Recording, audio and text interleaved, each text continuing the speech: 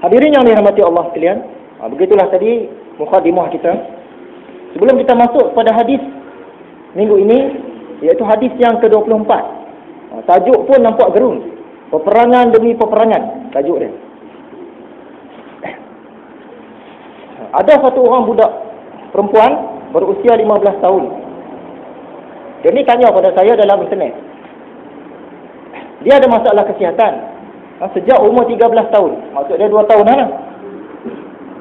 Dia selalu sakit bahagian kepala, menyucuk-nyucuk bahagian dada dan sakit di tempat-tempat lain lagi. Kata dia pernah terjatuh dan tulang belakang dia ada masalah sikit. Jadi dia pergilah jumpa dengan doktor. Jumpa dengan doktor pakar, beberapa orang. Semua tak boleh nak katakan apa penyakit dia ni. Jadi dia tanya pendapat saya. Jadi pada pandangan saya, kalau dah dengan cara moden tak berjaya, kita usahalah dengan cara alternatif.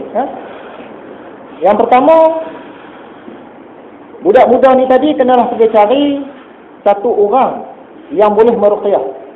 Ruqyah ni dia baca doa, baca ayat Quran. Cari satu orang yang boleh ruqyah dia. Dia bacalah Al-Fatihah ke, Law Anzalna ke, ayat penghindar jin ke apa ke, ruqyah. Ruqyah satu pusingan, tengok ada apa-apa tindak balas tak.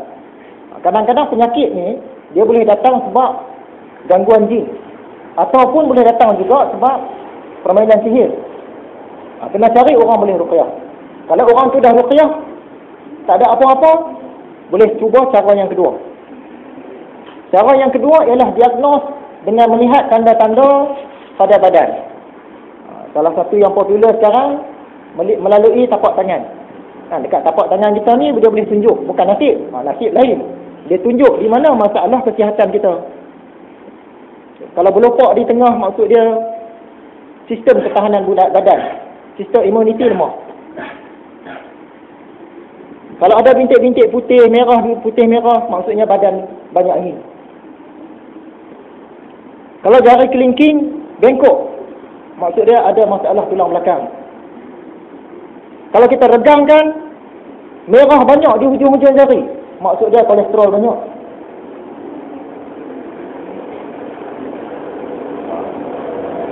Kalau di bahagian tiga ni kembang, maksud dia ada masalah buah pinggang.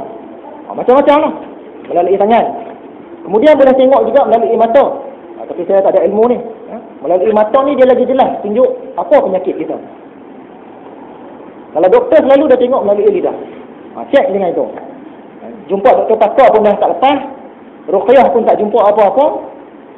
Cara yang seterusnya melihat kepada tanda-tanda yang ada pada badan. Tak dapat juga budak muda ni dia kenalah berbekam.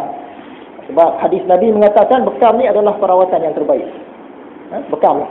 Ada 10 titik yang Nabi Muhammad pernah bekam. Sama ada di atas kepala, ataupun di tengah belakang, ataupun pundak dua ni, belikat, kaki, atas kaki, ada 10 titik senang yang kena bekam. Sebab dengan bekam pun kadang-kadang dia boleh tarik penyakit. Kita tak tahu apa penyakit dia. Doktor pakar pun tak boleh sahkan. Seandainya bekam pun tak dapat, dia kena melalui jalan sufi pula. Apa dia? Ada buat salah dengan siapa-siapa, minta maaf. Kadang-kadang ujian yang datang daripada Allah Subhanahu Wa Taala ini sebab kita ada buat salah dengan orang. Rasa ada salah dengan siapa-siapa, cepat-cepat minta maaf. Kemudian kalau kita berhutang pula dengan siapa-siapa dan kita mampu bayar hutang tu tapi saja tak bayar, pergi bayar cepat-cepat. Kalau tak mampu tak apa.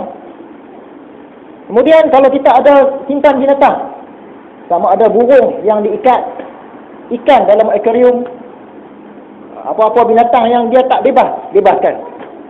Dengan cara itu penyakit insya-Allah boleh keluar. Bahkan kalau kita dalam sakaratul maut pun dia mudah keluar. Jangan saja-saja simpan ikan kecil dalam akuarium kecil. Tengah ulama-ulama sufi bagi pandangan tak boleh nak keluar nyawa cepat.